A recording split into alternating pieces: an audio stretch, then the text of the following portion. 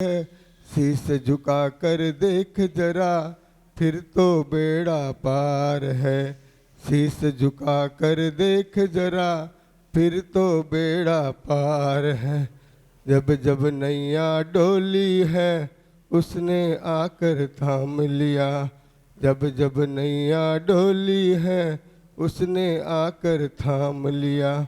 12 महीने मने दिवाल अब मेरे परिवार में, आखिर मेरा काम हुआ गुरुवर के दरबार में। अरे काम कोई भी कर नहीं पाया, घूम लिया संसार में।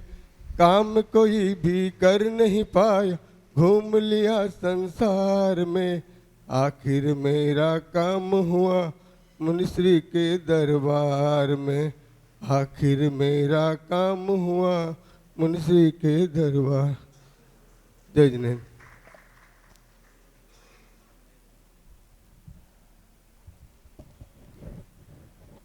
बहुत बहुत धन्यवाद। चलें अब अपने हाथों को जोड़ेंगे सभी और गुरुदेव के चरणों में आग्रह करेंगे, हे गुरुवर अपने अमृतमयी वचन हम सभी को प्रदान करने की अनुकंपा करें। हे गुरुदेव नमोस्तु नमोस्तु नमोस्तु। गुरु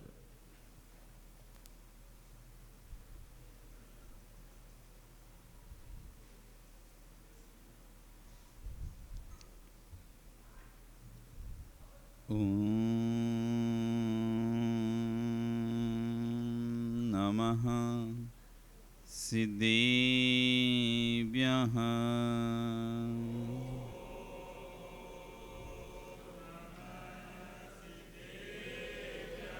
ॐ नमः सिद्धेभ्यः।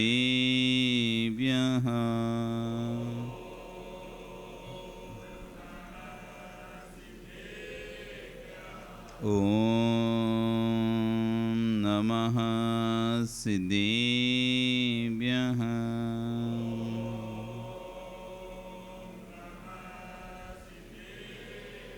तिर्यणि खग्गिणाई रुत्तारी मोहि सैरि सिरेणि विहु आईरी राउ पसियो परवादिन्यो भव्य जी लोए। नमो अरिहंताणं नमो सिद्धाणं नमो आयरियाणं नमो वच्छायाणं नमो लोए सव्यसाहुणं। बोलिए अनंत अनंत से परमेष्टि भगवान की, आदिब्रह्म आदिनाथ भगवान की, वर्तमान शासन महावीर भगवान की, आचार्य कुंद कुंदेव स्वामी महाराज की, आचार्य गुरु विश्व सागर जी महाराज की, अहिंसा में विश्व धर्म की। बोले मुनि श्री 108 अरजत सागर जी महाराज की।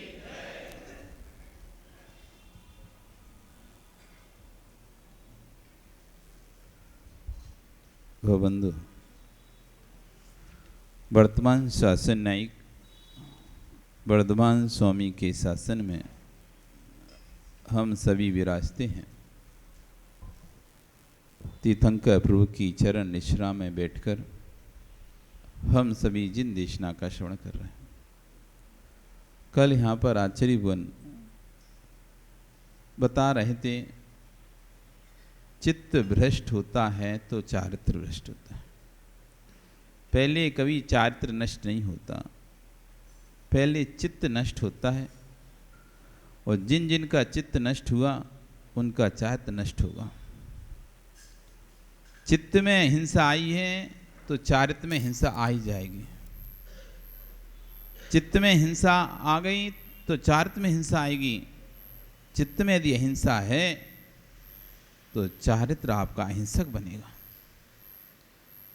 यदि किसी जीव को बचाने के भाव अंतरंग में हैं तो आपका पैर रखते रखते भी जीव पर कभी कभी जैसे अपन चलते ना, अचानक चलते चलते कोई जीव पैर के नीचे आ जाता है।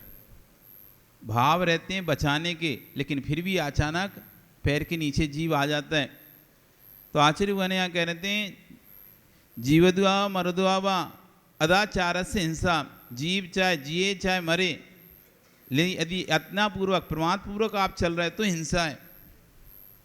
और यदि आप देखकर चल रहे हो, जीव की रक्षा के भाव को लेकर चल रहे हैं, फिर भी कोई अचानक जीव आपके पैर के नीचे आ जाता है, तब भी वो हिंसा नहीं है। प्रवृत्ति योगात् प्राण रोपणम हिंसा। हिंसा की आचार्य उमा स्वामी महाराज जब परिभाषा करते हैं तो क्या लिखते हैं? प्रवृत्ति योगात् प्राण रोपणम हिंसा। प्रमाद के योग से किसी के प्राणों का वियोग करना, उसका नाम हिंसा है। प्रमाद मतलब चार कसायों के वशीभूत होकर, क्रोध मान माया लोभ, ये चार कसाएं इनके वशीभूत होकर, अथवा चार विकताएं, स्त्री कथा, चोर कथा, राज कथा, भोजन कथा, ये चार विकताएं, चार कथा, चार विकताएं, पांच इंद्रियां, इंद्रियों के वशीभूत होकर, स्नेह और निद्रा, ये 15 प्रमाद कहलाते हैं। पांच इंद्रियां, चार कसाएं, चार विकता, एक स्नेह और एक निद्रा। इन 15 प्रमाद के बस होकर यदि कोई व्यक्ति कोई कार्य करता है तो वह हिंसा की श्रेणी में आता है। प्रवृत्ति योगात् किसी जीव का प्राणों का विपूर्ण होता है, वो हिंसा कहलाता है। और यदि अचनाचार पूर्वक, ईर्ष्या समिति पूर्वक चल रहा है, चार हाथ भूमि का शोधन करके चल रहा है, फिर भी अचानक कोई जीव आ जाता है, वो हिंसा नहीं होगी, हिंसा नहीं कहलाएगी। जैसे कि एक होती है हत्या, एक होती है दुर्घटना। एक होती है हत्या जो साजिश के तहत की जाती है, और एक होती है दुर्घटना जो अचानक हो जाती है, जिस पर किसी का बस नहीं चल पाता, तो उसको हत्या में नहीं डाला जाएगा, उसको हत्या में नहीं डाला जाएगा, दुर्घटना में डाला जाएगा। उसकी सजा वो नहीं होगी जो एक हत्या। एक व्यक्ति ने गाड़ी को पीछे से मारने के लिए आपको ठोका है, एक व्यक्ति ने आपको मारने के लिए पीछे से गाड़ी ठोक दी आपकी, उसमें आदमी मर गए, और एक व्यक्ति का ब्रेक फेल हो गया, वो गाड़ी किसी के ऊपर चढ़ गई। एक व्यक्ति ने जान के किसी के ऊपर गाड़ी चढ़ाई, और एक व्यक्ति का गाड़ी का ब्रेक फेल हो गया, और ब्रेक फेल होने से वो गाड़ी किसी दूसरे के ऊपर जाकर चढ़ गई, वो मृत्यु को प्राप्त हो चुका है। अब बताइए दोनों की सजा एक ही है क्या? क्यों? वो तो अपना व्यवस्थित चला रहा था, अचानक गाड़ी में कोई फेल हो गया या टायर फट गया या कोई कारण हो गया जिसके कारण से गाड़ी पलट गई, भैग गई, दूसरी साइड जाके गिर गई, और वहां पे कोई जीव चल रहा था उसके ऊपर गिर गई, उससे टकरा गई, वो मर गया। तो ये इरादतन हत्या नहीं है, ये तो एक दुर्घटना है।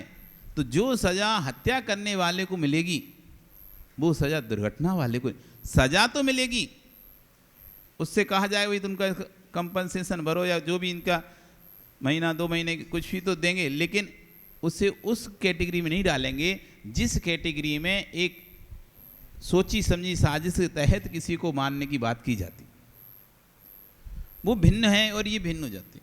ऐसी सम्यक दृष्टि और मिथ्या दृष्टि में ये अंतर होता है। सम्यक दृष्टि के द्वारा भी खाना बनाया जाता है, सम्यक दृष्टि के द्वारा भी व्यापार किया जाता है, सम्यक दृष्टि के द्वारा भी गृहस्थी चलाई जाती है, मिथ्या दृष्टि भी चलाता है। ऐसा नहीं सम्यक दृष्टि सब कुछ छोड़ देता है। सम्यक दृष्टि मतलब कोई साधु होना, सम्यक दृष्टि में एक श्रावक, तुम जैसा सम्यक दृष्टि श्रावक वैसा मिथ्या दृष्टि श्रावक। जो क्रियाएं सम्यक दृष्टि श्रावक की हैं वही क्रियाएं मिथ्या दृष्टि श्रावक की। बस अंतर क्या है? एक जानकर हिंसा नहीं करता है, एक जानकर हिंसा नहीं करता है, उसकी मजबूरी है, उसे अपना बचाव करना है, अपना उद्योग करना है, अपना भोजन पानी की व्यवस्था करनी है, इसलिए उसको फल चाहिए तो पेड़ से फल तोड़ रहा है। पेड़ से फल क्यों तोड़ रहा है? पेट भरने के लिए, ना कि फेंकने के लिए। जितनी आवश्यकता है उतना कार्य करता है, नहीं आवश्यकता तो नहीं करता। इस सम्यक दृष्टि की विशेषता है। जितना चाहिए उतना करेगा, क्योंकि जीवन चलाना है, घर चलाना है, गृहस्थी चलाना है, अपनी सुरक्षा करनी है, तो जितनी जरूरत है उतना करेगा। बेमतलब का किसी का जानकर अनर्थ रूप से अनर्थ दंड नहीं करेगा, व्यर्थ में नहीं करेगा कुछ भी, उससे भी हिंसा है, लेकिन उसकी हिंसा तीव्र बंध का कारण नहीं है। लेकिन जो मिथ्या दृष्टि करेगा वो तीव्र बंध का, क्योंकि उसकी जो हिंसा है वो प्रमाद से युक्त है और अंतानुबंधी कसाय से युक्त है। यदि सम्यक दृष्टि प्रमाद से युक्त होकर करता है तो भी उसको भी बंद होगा। तो कल एक प्रश्न था कि शायद सम्यक दृष्टि श्री राम भगवान जो हो गए, उन्होंने तो कितनी युद्ध किया तो हिंसा नहीं हुई क्या? बिल्कुल हुई, लेकिन उनका हिंसा करने का उद्देश्य नहीं था। उनका तो बस इतना उद्देश्य था कि भाई हमारी स्त्री हमको वापस करो, तो हमें कोई तुम्हें मारने का शौक नहीं है, हमें कोई लड़ने का शौक नहीं है आपसे, कि हमें कोई लड़ने का भूत सवार है कि तुम्हारे राज्य पर हमको कब्जा करना है, तुम्हारा नगर हमको लेना है, तुम्हारी संपत्ति हमको चाहिए। किसी उद्देश्य नहीं उनका, कोई भी चीज़ कसाय से भरा हुआ कि तुमको नीचा दिखाना है, भाई तुम बड़े रहे, तुम तुम्हारी चीज़ हमको वापस कर दो, हम जाते हैं, हम जैसे आएंगे हम वैसे चले जाएंगे, अब नहीं करोगे तो हमको लेना पड़ेगा फिर जैसे। इसलिए वहां पर हिंसा तो है, लेकिन वो हिंसा वो मिथ्या जो संकल्प पूर्वक किसी जीव को मारता है, वैसी हिंसा वहां पर नहीं है। तो यहां पे कह रहे हैं कि चित्त की अहिंसा है तो उसकी चारित्र में अहिंसा भी हो सकती है, चारित्र में भी अहिंसा हो सकती है, लेकिन जिसके चित्त में अहिंसा नहीं है उसके चारित्र में अहिंसा होती ही नहीं है। पाप वृत्ति की चर्चा सारा संसार करना जानता है, लेकिन पाप पढ़ने की चर्चा जैन दर्शन करता है। पाप वृत्ति की जगत में अपराधी कम है, पापी ज्यादा है। अपराधी और पापी में अंतर समझते हो? अपराधी और पापी में कोई अंतर है? क्या अंतर है बताओ? और पापी, पापी क्या करते हैं? अपराधी अपराध करता है, पापी पाप करता है, तो कोई थोड़ी ना परिभाषा है। जो अपराधी होता है वो पापी होता है कि नहीं होता? जो पापी होता है वो अपराधी होता है क्या? तुम फंस जाओगे, अच्छे से समझ सोच के बोलो। जो पापी होता है क्या वो अपराधी होता है? नहीं होता। पापी अपराधी नहीं होता, शरीर से पाप नहीं होता।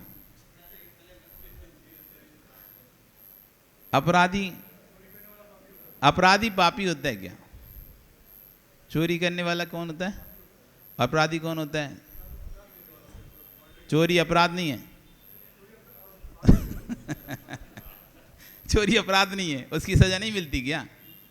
तो चोरी करना दंडनीय अपराध है, लिखा तो रहता है, चोरी करना दंडनीय अपराध है, उसका दंड मिलेगा। तो चोरी अपराध नहीं है, पांच पाप अपराध नहीं है, हिंसा करना अपराध नहीं है, झूठ बोलना अपराध नहीं है, चोरी करना अपराध नहीं है, अभ्रम का सेवन करना अपराध नहीं है, परिग्रह का संचय करना अपराध नहीं है क्या? अधिक परिचय संचय कर लो, तुम अपनी संपत्ति से आय से अधिक संपत्ति इकट्ठी करके रख लो, देख लो ईडी वाले जाएंगे, सब ले जाएंगे और जेल में अलग बंद कर देंगे। क्या समीर जी, सही है कि नहीं है? आय से अधिक संपत्ति यदि आपके पास पकड़ी जाए तो क्या होगा? है अपराध है कि नहीं? आय से अधिक संपत्ति रखना अपराध है कि नहीं? सीमा के बाहर, वही तो आय से अधिक संपत्ति मतलब सीमा के बाहर हो गई। आय से अधिक संपत्ति यदि आपके पास जा रही है, आ रही है, और कोई उसका कोई लेखा जोखा है नहीं है, हिसाब नहीं है, तो फिर गवर्नमेंट आएगी, आपका अपराध है, आपने आया कहाँ से नंबर 2 का पैसा? तो पांच पाप अपराध है कि नहीं है? बताओ, अब बोलो, पांच पाप अपराध हैं? अपराध पाप है, तो पाप और अपराध में अंतर क्या है? हाँ, अच्छा, दुर्घटनावश, तुम किसी का दुर्घटनावश खून करोगे तो अपराध होगा।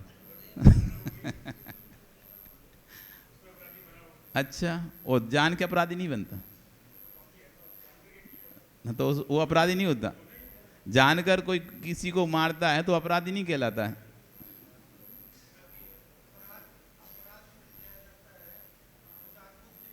हाँ, और तो क्या आप जानबूझ के जो अनजाने में पाप हुआ है, आप जो जिसकी हत्या हुई है, क्या उसकी सजा नहीं मिलती क्या? कम मिले चाहे मिले, मिलती तो है ना। उसको अपराध माना जाता ही नहीं जाना जाता। उसको आप थाने में मजिस्ट्रेट के पास जाएं, वो सजा देगा कि नहीं देगा, वो बात अलग। वो आजीवन दे रहा है तो इसको 2 साल की देगा, देगा ना। अपराध तो है ना। तो अब बताओ अपराध और पाप में अंतर क्या है?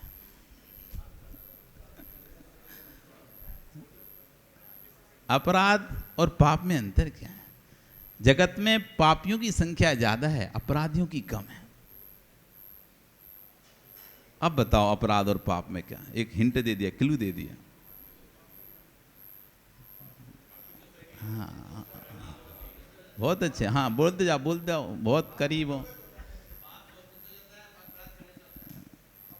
करीब हो तुम पाप और अपराध के।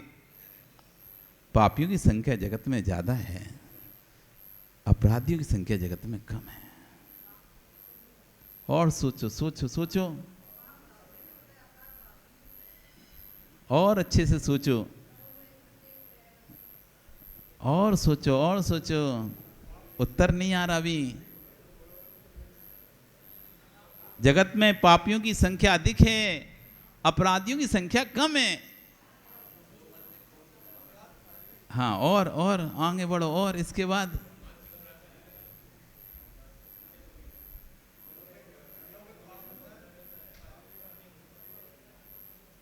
नहीं बता पा रहे, नहीं बता पा रहे हैं क्या? हाँ, और अपवाद तत्क्षण नहीं होता, कभी कभी होता है। तुम तो यदि आय से अधिक संपत्ति तो हर दिन ही अपराध है, वो हर क्षण ही अपराध है, वो कभी कभी नहीं है। हाँ, ये आई परिभाषा। पापी तो सभी हैं, लेकिन जो पकड़ गया वो अपराधी है। जब तक नहीं पकड़ा, आप जब तक नहीं पकड़े, आप परिग्रह अधिक संचय कर रहे हो, आप पापी हैं। लेकिन जब तक पकड़े नहीं गए तब तक अपराधी नहीं है। जब तक सिद्ध नहीं हुआ तब तक अपराधी नहीं है। पापी तो हैं लेकिन अपराधी नहीं है। अपराधी कब होंगे? जिनके पाप पकड़े जाते हैं वे अपराधी की श्रेणी में आ जाते हैं। जब तक पाप पकड़ा नहीं जाता तब तक वो पापी है, और जिस दिन उसका पाप पकड़ गया अब वो अपराधी भी है। पापी तो था ही, अब क्या हो गया? समाज की नज़र में, देश की नज़र में, राष्ट्र की नज़र में, घर की नज़र में, लोगों की नज़र में अब वो अपराधी भी सिद्ध हो चुका है। तो पाप की प्रवृत्ति करने वाले अनंतानंत जीव हैं। आप मन में दूसरों के बारे में बुरा सोच रहे हैं, बुरा बना रहे हैं, प्लानिंग बना रहे हैं, कुछ भी कर रहे हैं, दूसरे को गिराने की, उठाने की कुछ भी कर रहे हैं, आप पापी हैं। लेकिन जब वो प्लानिंग पकड़ी जाएगी आपकी, उस समय आप अपराधी हो जाएंगे। अब सजा के पात्र भी हो गए। तो जगत के जो शासन है वो अपराधी को ही सजा दे पाएंगे, पापी को सजा नहीं दे पाते। जगत के शासन जितने भी हैं, विश्व में जो भी दंड मिलता है वो अपराधी को मिलता है, पापी को दंड नहीं मिलता है। एक जैन दर्शन ऐसा है जो पापी को भी दंड देता है, जिसमें पाप परिणति की, पाप प्रवृत्ति की चर्चा नहीं, पाप परिणति की चर्चा है। जगत में तो बस ये पापी है, जब उसकी क्रियाएं दिख गई तो पापी है, पापी है। लेकिन जैन दर्शन कह रहे हैं क्रियाएं बाद में दिखेंगी, पहले मन में यदि भाव आ गया तुम तब भी पापी ही हो। मन में तुम्हारी परिणति विकृत हुई है, मन खराब हुआ है, मन में कलुषता आई है, तुम पापी हो। तो पाप वृत्ति की चर्चा सारा विश्व करता है, लेकिन पाप परिणति की चर्चा करने वाला कोई है तो जैन दर्शन है।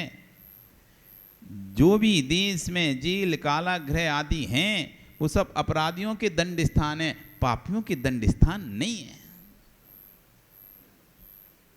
पापी तो हम भी हैं, पापी तुम भी हो, लेकिन अपराधी नहीं घोषित हो पा रहे। यहां सभी जो बैठे हैं सब पापी हैं, पाप करते हैं, हिंसा, झूठ, चोरी, कुशील, परिग्रह, 5 पाप को करते हैं, इसलिए पापी हैं, लेकिन अपराधी नहीं है, क्योंकि वो पाप अभी अपराध की श्रेणी में नहीं आ पा रहा है। वो पाप हमारा अभी पकड़ा नहीं जा रहा है, इसलिए वो पाप को अपराध की श्रेणी में नहीं डाल पा रहे हैं। जिस दिन वो पाप पकड़ा जाएगा, अपराध की श्रेणी में आ जाएगा, फिर उसको स्थान दूसरा हो जाएगा। पापियों के दंड का एक स्थान, पापियों के दंड का स्थान एक भी नहीं है। विश्व में हम क्या दे पाएंगे ये बात छोड़ो, पहले अपने अंदर झांकना प्रारंभ करो। अपराधियों की संख्या विश्व में बहुत कम है, भारत की भूमि में तो अत्यंत न्यून है, क्योंकि आप अपराधी उन्हें मानते हैं जिनके क्रियाकलाप दिखाई दे जाते हैं। जो दृष्टिगोचर शासन है उसकी पहुंच अपराधी मात्र तक है, पापियों तक नहीं है। परंतु ज्ञानियों, एक जैन शासन ऐसा है जिसकी पहुंच पापियों तक है। जगत के शासन की पहुंच तो कहाँ तक है? सिर्फ अपराधियों तक है। वो सिर्फ अपराधी को ही दंड दे पाएंगे। यदि उसका पाप सिद्ध नहीं कर पाए तो सामने दिखा दिखा उनको छोड़ना पड़ेगा। सामने उसने किसी को हत्या की है, आप उसे सिद्ध नहीं कर पा रहे, तो जगत का शासन उसे सजा नहीं सुना पाएगा। जब तक उसे प्रूफ नहीं कर पाए तब तक उसे कोई भी शासन उसे अपराधी घोषित नहीं कर सकता। जब प्रूव करोगे तब मानेगा। लेकिन जैन शासन पापियों, अपराधियों को नहीं, पापियों को ही सजा देता है। जब पापियों को सजा देगा तो उसमें अपराधी तो अपने आप आ ही जाएगा। जो पाप शरीर से होते दिखते हैं वे अपराध हैं। जो मन में हो रहे हैं खोटे भाव, उनका नाम पाप है। आप ये तो कह सकते हो कि समाज में विरुद्ध कार्य, मैं समाज में विरुद्ध कार्य नहीं करता, मैं देश के विरुद्ध कार्य नहीं करता, इसलिए मैं अपराधी नहीं हूं। लेकिन आत्मप्रदेशों के विरुद्ध कार्य किया है कि नहीं किया है, ये तो बताओ। स्वयं से पूछो। जग की बात सदैव की है, जग की बात सदैव की है, परंतु निज की बात कब की है। सबसे पहले खोटे परिणामों से रक्षा की बात करना चाहिए, फिर दूसरी रक्षा की बात करना। हम समाज सुधार की बात करते हैं, देश सुधार की बात करते हैं। देश सुधार, समाज सुधार की बात बाद में, पहले परिणामों की सुधार की बात करो। बहुत से लोग कहते हैं महाराज जी मंदिर में ऐसा नहीं होना चाहिए, मंदिर में वैसा नहीं होना, ये सुधारना, ये गलत करते हैं, ऐसा करते हैं। अरे पहले तुम अपने परिणामों को तो सुधारो। तुम्हें हमेशा गलती ही दिखाई देती है, तुम्हारी दृष्टि हमेशा नेगेटिव ही चीज़ों को क्यों देखती है। नकारात्मक वस्तु को देखने की जिसकी दृष्टि है उसे हर चीज में नकारात्मकता दिखाई देती है। पहले अपनी दृष्टि को सुधारो, वस्तु तो अपने आप सुधर जाएगी। हम वस्तु को सुधारने के पीछे पड़े हैं, हम वस्तु को सही करने के पीछे पड़े हैं, लेकिन अपनी दृष्टि को सही नहीं कर रहे हैं। अपनी दृष्टि में सदैव नकारात्मक सोच को रखते हैं, सदैव माइनस पॉइंट को ढूंढते हैं। इसमें हम क्या पॉइंट ढूंढे? माइनस। प्लस तो दिख रहे हैं सबको, माइनस जिसको नहीं दिख रहा मैं ढूंढ के बताऊंगा इसमें माइनस पॉइंट ये है, इसमें डिफेक्ट यहां पे है, गलती यहां पर है। व्यक्ति ढूंढता है अच्छी चीज में, यदि उसे अच्छी से अच्छी पुस्तक भी पकड़ा दी जाए वो उसमें ढूंढेगा यहाँ पे किसमें गलती कहाँ है। इसमें देखो ये फॉन्ट खराब है, ये देखो ये अक्षर मिटा हुआ है, ये देखो यहाँ पे टेढ़ा आड़ा लिखा हुआ है, ये पेज खराब हो रहा है। कुछ भी ढूंढना है, उसे ढूंढना है। यदि गलती तो उस पढ़ते पढ़ते, उस ग्रंथ को भी पढ़ते पढ़ते उसका निगाह रही कहाँ मुझे गलती मिले। तो जिसकी सोच गलत ढूंढने की हो जाती है उसको देश में, समाज में, राष्ट्र में, व्यक्तियों में हर जगह नकारात्मकता ही दिखाई देती है, सकारात्मकता दिखाई देती ही नहीं। इसलिए आचार्यगण कह रहे हैं किसी को सुधारने से पहले अपने खोटे परिणामों को सुधार लो सबसे पहले, उससे अपनी आत्मा की रक्षा करो। खोटे परिणाम, दुनिया की रक्षा बाद में करना। अपना घर जलाकर दूसरे के घर को मत बुझाओ, पहले अपने घर की रक्षा करो। आत्मघर तुम्हारा कसाय में झुलस रहा है, तुम दूसरों की रक्षा में लगे हो। नहीं हम बदल के रहेंगे। अरे तुम बदलने के चक्कर में, किसी को बदलने के चक्कर में इतने कसाय परिणाम कर लिए, इतने कसाय परिणाम कर लिए। भैया वो बदला नहीं बदला, लेकिन जो तुम्हारे कसाय परिणाम हुए उसमें तुम्हारी आत्मा तो झुलस चुकी है। बच्चों के राग में भी ज़्यादा नहीं करना चाहिए। पढ़ नहीं रहे, खेल रहे हैं, उठ नहीं रहे, जा नहीं रहे, तो हम कितने अधिक कसाय परिणाम कर लेते हैं। घर में पति के राग में भी आप कितने अधिक कसाय परिणाम कर लेते हैं। बेटे के पिता के राग में मंदिर नहीं जाता, ये धर्म कार्यों में नहीं जाता, ये करने नहीं जाता, वो नहीं करना, यहाँ नहीं जाता, वहाँ नहीं जाता। उसके जगह कितना लड़ते हो, कितना चिल्लाते हो, कितना गुस्सा करते हो। किसी के राग में भी तुम कर रहे हो, सुधारने के राग में भी इतने परिणाम खराब मत करो जिससे कि उसका बंध फिर आपको भोगना पड़े। एक बार कहो, दो बार कहो, नहीं समझे ओम शांति। पर उसके लिए तुम रो रहे हो। अब खाना खाना छोड़ दिया, झगड़ा शुरू कर दिया, घर में लड़ाई हो रही है। किस बात पे? मंदिर क्यों नहीं जाते? सिर्फ इस बात पर। उससे जो तुम्हें को परिणाम का बंध होगा, उसका फल तुमको भोगना पड़ेगा। इसलिए आचार्यवन कह रहे हैं, पर को सुधारने की पहले निज की रक्षा करना जरूरी है। अपनी सुरक्षा के साथ दूसरे की सुरक्षा करना चाहिए। जैसे कि लाइट वाला होता है, वो अपनी पहले सुरक्षा करके रखता है, फिर जाके तुम्हारी लाइट ठीक करने आता है। अपने पैर में जो भी कुचालक है वो पहन के आदि, तब आपके फायर ब्रिगेड वाले आपकी आग बुझाने से पहले अपनी पूरी सेफ्टी करके रखते हैं, अपना पूरा किट पहन के रखते हैं। ऐसे नहीं कि सीधे आपके दौड़ते हुए चले आए। आपके इतनी लेट हो रहा है, इतनी देखो फायर ब्रिगेड आ ही नहीं रहे, कब से फ़ोन किया है, आ ही नहीं रही। तो भैया पहले वो अपनी सुरक्षा करेंगे, अपनी तैयारी करके आएंगे। भैया हम वहाँ पहुँच जाएं, कहीं हम ही ना झुलस जाएंगे क्या? तो 1 घंटे आधा घंटे बाद आई, आप कह रहे आधा घंटे बाद आई, देखो तो कब से फ़ोन किया है, तुरंत फ़ोन किया था, तुरंत फ़ोन किया था। तो उन्होंने अब तैयार हुए, वो अपनी सुरक्षा के जितने भी साधन थे, कहीं कल को हम झुलस गए उसमें तो कैसे बचेंगे, कैसे निकलेंगे, वे सब तैयारी कर कर आते हैं। तब जाके आपके पास आते हैं। आप सोचते हो लेट क्यों हुए? कोई भी वो अपना सुरक्षा करके फिर आपकी सुरक्षा। हम ही मर गए तो फिर क्या आपकी आग बुझाएगा? तो स्वयं की पहले सुरक्षा होना चाहिए, फिर पर की सुरक्षा होना चाहिए। और स्वयं असुरक्षित हैं और पर की सुरक्षा में लखें तो पर की सुरक्षा हो भी गई और तुम मर गए तो क्या मतलब हुआ? एक को जिताने के पीछे दूसरे के प्रति हार के भाव कर रहे हो। एक को जिताने के प्रति, एक को जिताने के लिए कि ये जीत जाए, इसलिए दूसरे को कैसे हराएं, साम दाम दंड भेद सबका उपयोग कर रहे हो तुम। उसके लिए आप कितने नीचे तक गिर रहे हो। वो जीत जाएगा, नहीं जीतेगा उसका पुण्य है, लेकिन आप जितने नीचे तक गिरे उसे जिताने के लिए, उसमें कितना तीव्र पाप का बंध आपने किया। और फिर बाद में उसी से ही लड़ाई हो गई।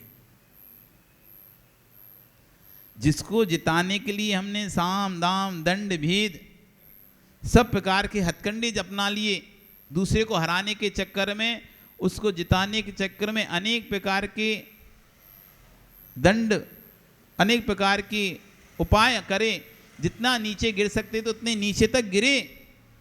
और बाद में पता चला वो जीत गया। वो जीतने के बाद उसी के साथ किसी बात को लेकर अनबन हो गई। अब ये दोनों एक दूसरे के एंटी हो गए। तुम तो एंटी हो गए, लेकिन कर्म तुम्हारे साथ एंटी नहीं है। कि तुमने इसके साथ किए थे तो ठीक है, अब तुम्हारी लड़ाई हो गई तो हम भी हट जाते हैं, और तुम्हारी लड़ाई हो गई तो हम छूट जाते हैं। नहीं, तुम भले अब उसके विपरीत हो जाओ, लेकिन कर्म तो तुम्हारे साथ हो गए। जो जीत गया उसको श्रेय तो तू लेकर आ गया, जिसको हरा कर आया है उसके परिणामों का श्रेय किसको देगा? जो जीत गया उसके लिए तुम अपना श्रेय ले रहे हो, देखो हमने तुम्हें जिता दिया, तुम्हें जिता दिया, जिता दिया। लेकिन जो तुम्हारी आत्मा की हार हुई है, उस जीत में, दूसरे के जीत में तुम खुश हो रहे हो, लेकिन उस जीत में तुम्हारी आत्मा की दुर्गति हो गई, उसका श्रेय किसको जाएगा?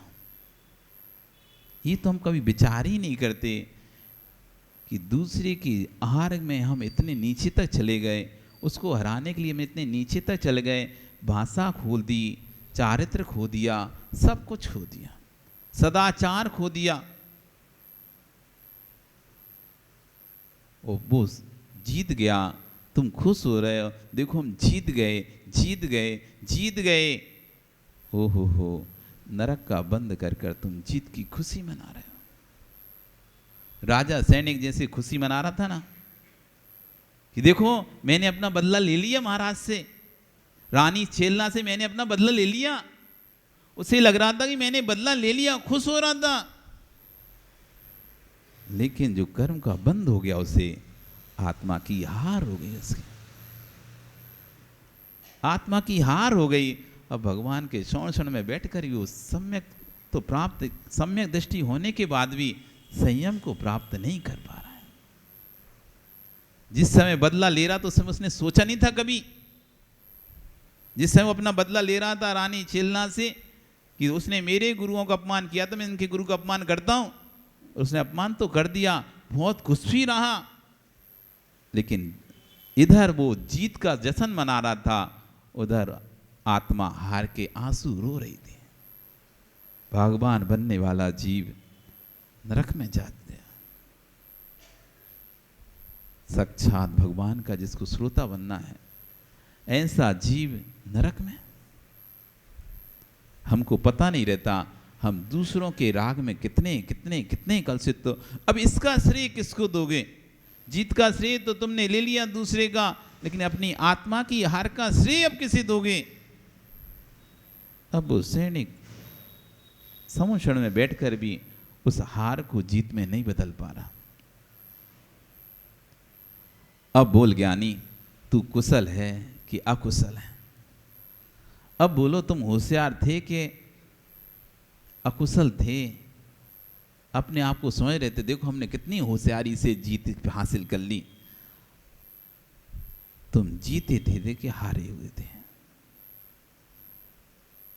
ये जिस दिन विचार आ जाएगा ना, तो डर लगेगा पाप परिणति से। जब पाप परिणति से डर लगेगा तो पाप प्रवृत्ति से स्वतः ही डर हो जाएगा।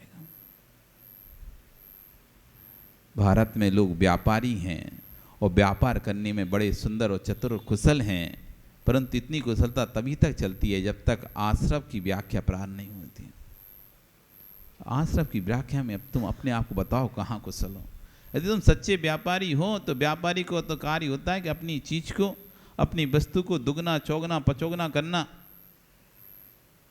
और अपने आप को मनुष्य पर्याय से दिव्य पर्याय पर ना ले पाए और मनुष्य पर्याय बचाकर नहीं रख पाए, नरक और त्रियंच का बंद कर लिया, तो आप कुशल हैं क्या? कुशल हैं? कैसे व्यापारी हैं आप इस संसार में व्यापार कर रहे हो। मनुष्य पर्याय आपको मिली है। अब इस मनुष्य पर्याय से व्यापार का मतलब होता है कि विकास करना, बढ़ा लेना। मनुष्य पर्याय से देव पर्याय को प्राप्त करना था, मनुष्य पर्याय से सिद्ध पर्याय को प्राप्त करना था। जो मनुष्य पर्याय से देव पर्याय को प्राप्त कर रहा है, सिद्ध पर्याय को प्राप्त करता है, वो सच्चा व्यापारी है। और जो मनुष्य पर्याय प्राप्त होने के बाद नरक पर्याय का बंद कर रहा है, तिरंच पर्याय का बंद कर रहा है, क्या आप उसे व्यापारी कह पाओगे?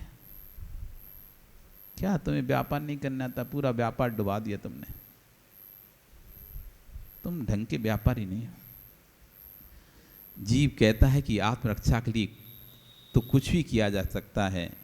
विभिन्न दर्शनों में लिखा है अपनी रक्षा के लिए दूसरे प्राणों का घात किया जा सकता है, लेकिन जैन दर्शन ऐसा नहीं कहता। और दर्शन तो क्या कहते हैं? अपनी रक्षा के लिए किसी को ही मार दो, अपनी सुरक्षा के लिए दूसरों प्राणियों का घात कर दो, दूसरे के कलेवर को भी खा भी जा सकता है। इस पर शब्दों में लिखा है, जिन ग्रंथों के बड़े बड़े विशाल नाम विश्व में चलते हैं, उन ग्रंथों में मैंने लिखा पाया आत्मरक्षा के लिए यहाँ तक कि गाय तक को भी लोग खा गए, जिसको कि पूछते थे। अपनी आप रक्षा शब्द का अर्थ समझ ही नहीं पाए, आत्मरक्षा से शरीर रक्षा को समझ लिया। आत्मरक्षा शरीर रक्षा आत्मरक्षा नहीं है। शरीर रक्षा आत्मरक्षा नहीं है, आत्मा की रक्षा आत्मरक्षा है। आत्मरक्षा का अर्थ लोक में वह शरीर की रक्षा है, आत्मा की रक्षा का नहीं है। इसलिए प्रारंभ में कह दिया था, शरीर का मरण तो आत्मा का मरण मानना भूल जाइए। ये शरीर मरता है, आत्मा नहीं मरती है। त्रैकालिक सत्ता का बोध होना चाहिए। शरीर के मरने पर आत्मा का मरण नहीं सोचना चाहिए। फिर अब तुम घात जो कर रहे हैं किसी दूसरे का इस शरीर की रक्षा में, तो शरीर तो यहीं छूट जाना है, आत्मा को साथ में रहना है। सब जगह लिखा है, ये कभी अस्त्र से छिन्न भिन्न नहीं होती, सत से छिन्न भिन्न नहीं होती। जयगाना में लिखा है, असत का जन्म नहीं होता, सत का विनाश नहीं होता है, वस्तु का अभाव नहीं होता है, वस्तु का परिणमन होता है। ज्ञानियों, आत्मा को परमात्मा को तू भगवान कहकर भटक रहे हो, पहले उसे वस्तु मानिए। जो भगवान है वह भी वस्तु है, मैं भी वस्तु हैं, आप भी वस्तु हैं। जगत संपूर्ण जगत पहले वस्तु है, उसको स्वीकार करो, फिर अब चर्चा करो आगे की। आत्मरक्षा का अर्थ ध्येय रक्षा नहीं है। आत्मरक्षा का अर्थ शब्द का विपर्यास है, उल्टा अर्थ कर दिया है। द्रव्य में कर प्राणों से बचाना, ये आत्मरक्षा है। यानी आत्मा के प्रदेशों को कर्म बंध से बचाना, ये आत्मरक्षा है, ना कि शरीर की रक्षा करना आत्मरक्षा है। लोगों ने विपरीत अर्थ निकाल दिए। आत्मरक्षा, अपनी आत्मा को कर्मों से बचाकर रखो। ज्ञानावर्णी, दशनावर्णी, वेदनीय, मोहिनीय, आयु, नाम, गोत्र, ये 8 कर्म हैं। इन 8 कर्मों से जो अपनी आत्मा की रक्षा करता है, 5 पाप हैं, हिंसा, झूठ, चोरी, कुशील, परिग्रह। इन पाप से जो आत्मा की रक्षा करता है, 4 कसाय हैं, क्रोध, मान, माया, लोभ। इन 4 कसाय जो आत्मा की रक्षा करे। 7 व्यसन हैं, उन 7 व्यसनों से जो आत्मा की रक्षा करता है, वह आत्मरक्षा है, वह है आत्मा की रक्षा। उस ओर ध्यान ही नहीं है हमारा, बस शरीर की रक्षा की ओर ध्यान है और उसी का सेवन करें। यदि ध्येय रक्षा के राग में तूने रक्त या मांस का सेवन कर भी लिया तो भी आत्मरक्षा नहीं हुई है। यहाँ से मरण करेगा तो नरक में जाना पड़ेगा। कम से कम यहाँ मरण सहन कर लेता तो नरक के दुख से तो बच जाता। विद्युत प्रकाश में आते कीड़े को छिपकली खा रही थी, देखकर तू क्या करेगा? हे अभागा कहेगा कि छिपकली को मार दो, इतनी जीवों की रक्षा हो जाएगी। हे पापी, तू पंचेंद्रिय जीव की हिंसा का भाव कर रहा है और रक्षा की बात कर रहा है। छिपकली कीड़े खा रही है, आप क्या कहोगे? छिपकली को मार दो, कीड़े बच जाएंगे। अरे उनके राग में तू एक पंचेंद्रिय जीव की हिंसा का भाव कर रहा है। ये नहीं कर पाया कि बिजली बंद कर दो तो कीड़े भी बच जाएंगे और छिपकली बच जाएंगे। ये भाव नहीं आ रहा कि हम लाइट ही बंद कर दे रहे हैं, लाइट का उपयोग नहीं करते। लाइट का उपयोग नहीं करेंगे तो ना तो कीड़े आएंगे ना छिपकली उनको खाएगी। कह क्या रहा है? छिपकली को मार दो, कीड़े बच जाएंगे। एक के राग में दूसरे की हिंसा कर रहा है। इसे जिताना है, इसे हराना है, इसमें लगा हुआ है। ये सोच ले मुझे हार जीत से दूर होना है। जिसको जीतना है जीते, जिसको हारना है हारे। हमें तो मध्यस्थ रहना है, न्यूट्रल रहना है। जो हिंसक है उसके बारे में सोचो कि अज्ञानी कैसा पाप का बंद कर रहा है, और जिसकी हिंसा हो रही है उसके बारे में सोचो कैसा पाप करके आया है, जो खड़ा खड़ा कुछ कर भी नहीं पा रहा है। दोनों के बारे में सोच के विपाक विषय धर्म ध्यान करो। धिक्कारो इस जीवन की परिणति पर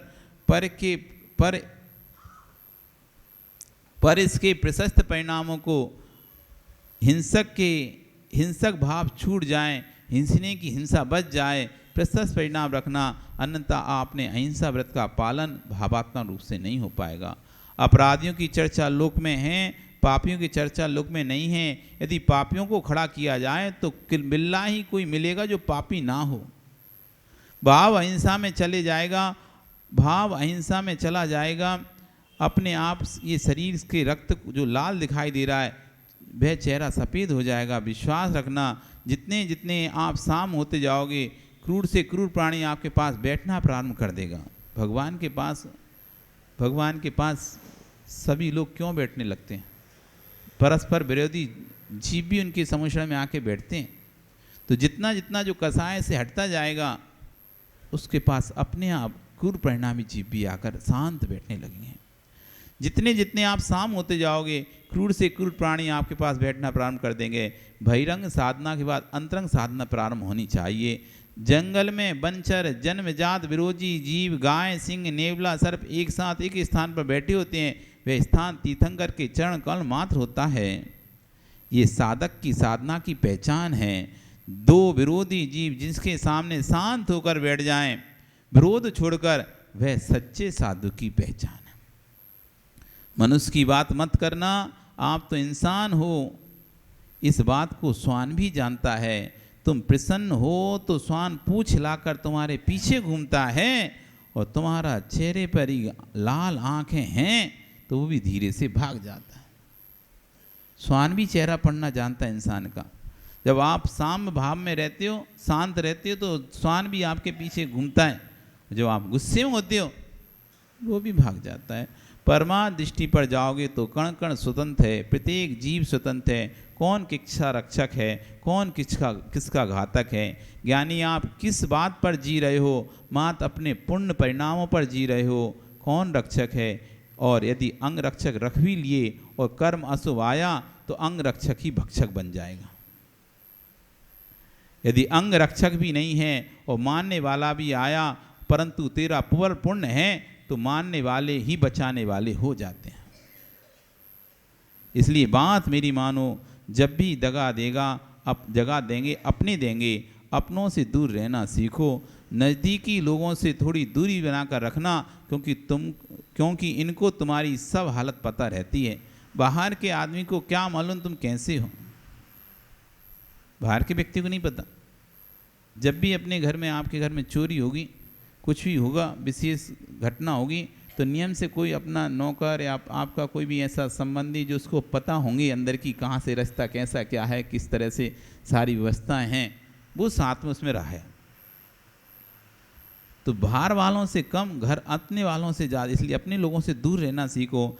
नज़दीकी लोगों से थोड़ी दूरी बनाकर रखना, क्योंकि इनको तुम्हारी सब हालत पता रहती है। बाहर के आदमी को क्या मालूम तुम कैसे हो। तीर्थंकर पर भी उत्सर्ग हुआ तो किसी बाहर वाले ने नहीं किया। इसलिए ज्ञानी जो नज़दीक होते हैं उनसे थोड़ा संभल कर रहना। जब भी शत्रु बनेंगे तो मित्र ही बनेंगे। इसलिए जितने घनिष्ठ मित्र हैं ना आपस में, वे खुश मत रहना हम दोनों खास मित्र हैं। जब शत्रु बनेंगे ना तो उतने ही खास शत्रु बनेंगे, ध्यान रखना। जितने खास मित्र होते हैं ना लंगोटियार, फिर लंगोटिया शत्रु बनते हैं फिर वैसे।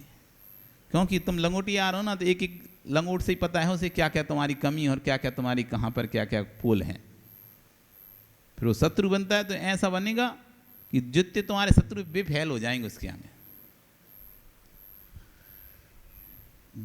जब भी शत्रु बनेंगे तो मित्र ही बनेंगे। जब तक तुम इनकी इच्छा की पूर्ति करते रहोगे तब तक मित्र बनकर रहेंगे, और जिस दिन उनकी इच्छा की पूर्ति नहीं कर पाओगे उस दिन शत्रु हो जाएंगे। परिणामों की दशा जीव की विचित्र है। मिट्टी काली है, जब तक पानी पड़ता रहता है तो मुलायम बनी रहती है, और जैसे ही पानी सूख जाता है तो कठोर पत्थर के जैसी हो जाती है। ऐसी जीवों की परिणति है। जब तक उनके अनुकूल काम होता रहे तो सब आपके हैं, मुलायम मिट्टी जैसे, और जैसे प्रतिकूल काम हुआ, अनुकूल नहीं हुआ, तो फिर सूखी मिट्टी जैसे, पत्थर जैसे हो जाते हैं, सिर फोड़ दें। ज्ञानी मिट्टी स्वाभावी मत बनो, हंस स्वाभावी बनो, नीर क्षीर को पृथक करना सीखो। आचार्य महाराज कह रहे हैं दान तो दो, परंतु इत्या ध्यान रखना जो सम्यक से शुद्ध हो, धर्म ध्यान में लीन हो, परिग्रह से रहित हो, माया मिथ्या निदान इन 3 शल्यों से रहित हो, वही विशेष बात है। ध्यान दो, जेब में पैसा हो जाए तो कहीं भी लुटाने मत बैठ जाना, उसे ही दान देना जिसके परिणाम विशुद्ध हो, अहिंसक प्रवृत्ति हो, निश्चल परिणाम हो, दया धर्म से युक्त हो, मायाचारी से रहित हो। जो स्वयं परिग्रही है, स्वयं कमा रहा है, उसे खिलाकर तुम कहाँ जाओगे। इतना ध्यान रखना, भूखे को भोजन तो करा देना दयारूप, लेकिन भोजन अपने हाथ से करवाना, उससे पैसा मत देना। वह जाकर मांसाहार करेगा, तेरे द्रव्य का दुरुपयोग करे होगा। करुणा संभल कर करना, क्योंकि आजकल लोग करुणा का भी दुरुपयोग कर लेते हैं। भावुकता में धर्म नहीं करना, विवेक में धर्म करना, क्योंकि इसलिए आपको कसौटी देती है। इस पर कस लो कि जिसे तुम दान दे रहे हो वो कैसा है। यदि उपरोक्त गुण नहीं है तो अपात्र है। भगवान जी ने उसे पात्र कहा है जो सम्यक आदि गुणों से विशिष्ट है। जो उसे जानकर जो देता है, उसे जो दान देता है वह मोक्ष मार्गी है, परंतु बिना परीक्षा के दान दे बैठता है किसी को भी वह संसार मार्गी ही है। अहो भाग्य मानो कि आपको इस खोटे काल में उत्तम मध्यम जगन पात्र देखने को मिल रहे हैं। अहो भाग मानो इस खोटे काल में बीतरागी क्षण विचरण करते दिखाई दे रहे हैं, नहीं तो आगे आने वाला काल ऐसा काल है जहाँ कोई भी पात्र दिखाई नहीं देगा। अहो भाग्य हमारा भी उत्तम मध्यम जगन तीनों पात्र हमारे सामने भी दृष्टिगोचर हैं। इसलिए जितना करना है कर लो, आगे के काल का भरोसा नहीं है। आप इस काल में वापस आओगे या कहाँ जाओगे और किस काल में पहुँचोगे, किस पर्याय में पहुँचोगे। अभी जो पर्याय मिली है उसका सदुपयोग कर लो, फिर भरोसा नहीं है अगली पर्याय तुम्हारी मनुष्य होगी कि नहीं होगी, कहाँ पर होगे, त्रेंच में जाओगे कि नरक में जाओगे या खोटे छठवें काल में उत्पन्न होगे। इसलिए जितना धर्म करना है, भगवान की भक्ति करना है, गुरुओं की सेवा करना है, इस काल में कर लो। समय आयु भी बहुत छीने, काल छेपो न कर्तव्यम आयु छीणे दिने दिने, यमस्य करुणा नास्ति तुरतः धर्मागति। काल निरंतर घटता जा रहा है, आयु छीन होती जा रही है, यमराज को करुणा नहीं है। इसलिए तुरंत धर्म में प्रवृत्ति करना प्रारंभ कर दो, कभी प्राण पखीर उड़ जाएंगे पता नहीं चलेगा। फिर उसके बाद कोई भी निश्चय नहीं है आपका कि किस गति में जाओगे, क्योंकि जब भी आप अपना एनालिसिस करोगे, जैसे मार्च एंडिंग में देखते ना प्रॉफिट लॉस, ऐसा अपना एनालाइज करो पूरे दिन भर का, जीवन भर का, तो तुम समझ पाओगे कि तुमने भैया पूरे जीवन में दिन भर में कोई ऐसा काम तो करते ही नहीं है जिससे कि हमें वापस से मनुस्मृति मिल पाए। पूरे समय तो पाप प्रवृत्ति में लगे रहते हो, पूरे समय तो दूसरों के ऊपर नीचे करने में लगे रहते हो, तो कोई चांसेस दिख नहीं रहे भी कि वापस ही मिल पाएगी, क्योंकि परिणामों में निर्बलता है नहीं है, परिणाम में कलुषता भरी हुई है पूरी तरह से सबके में। एक दूसरे के प्रति कोई किसी को अच्छा देख नहीं पा रहा, किसी का अच्छा देख नहीं पा रहा, तो अब आगे जाके तो मुश्किल है कि मनुष्य पर्याय मिल पाए, वापस जैन कुल मिल पाए, अच्छा कुल मिल पाए। अभी जो मिला है उसमें कर लो, क्या पता उसी में ही कुछ मिल जाए और आगे जाके आप अच्छी गति प्राप्त कर लो। आपका समय कल फिर आओगे, पर्याय रही तो पुनः हम फिर चर्चा करेंगे। बोली भगवान महावीर स्वामी की। जावाणी के ज्ञान दे सूझे लोका, सोवाणी मस्तके नमो सदा दे। हे जिन वाणी भारती ही तो है जपो दिन रैन, जो तेरा शरणा गहे सो पावे सुख चैन। देव बजो अरिहंत गो गुरु सेवो निर्ग्रंथ, दया धर्म बालो सदा यही मोक्ष का पन। नौ वर्ण।